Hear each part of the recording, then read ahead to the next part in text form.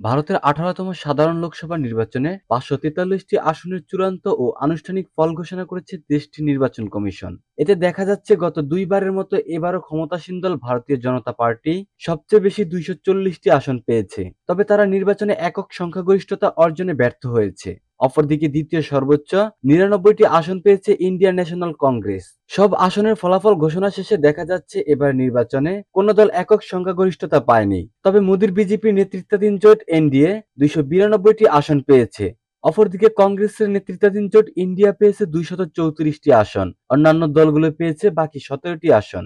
গত 19 এপ্রিল লোকসভা নির্বাচন শুরু হয়, যা 7 ধাপে গত 1 জুন পর্যন্ত চলেছে। নির্বাচনের আগে যেসব জরিপ চালানো হয়েছিল সেগুলোতে দেখা গিয়েছিল বিজেপি ভূমিধস জয় পাবে। এছাড়া 1 জুন নির্বাচন শেষ হওয়ার সঙ্গে সঙ্গে যে বুথ ফেরত জরিপ প্রকাশ করা হয়েছিল সেখানেও বলা হয়েছিল মোদী দল একাই 350 আসন পাবে, আর জোট হিসেবে তারা 400-এরও বেশি আসনে জয়ী হবে। তবে জরিপের সব ফলাফল ভুল প্রমাণ হওয়া শুরু করে মঙ্গলবার 4 জুন সকালে, যখন ভোট গণনা ও ফল আসা শুরু করে। প্রকাশিত ফলাফলে দেখা যায় কংগ্রেসের ইন্ডিয়া জোট অবিশ্বাস্য রকম ফলাফল করেছে। যেখানে ধারণা করা হয়েছিল এই জোট সব মিলিয়ে 100 আসনও পাবে না, সেখানে তারা এই সংখ্যা 200 ছাড়ায়। এর মাধ্যমে মূলত ভারতে মোদী ঢেউ আটকে দিয়েছে জোটটি।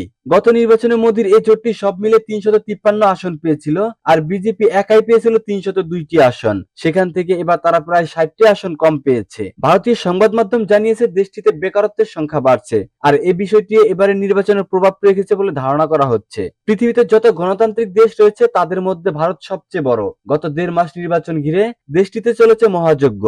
সব ভোটার যেন ভোটাধিকার প্রয়োগ করতে পারেন সেজন্য সব ধরনের চেষ্টাই করেছে দেশটির নির্বাচন কমিশন।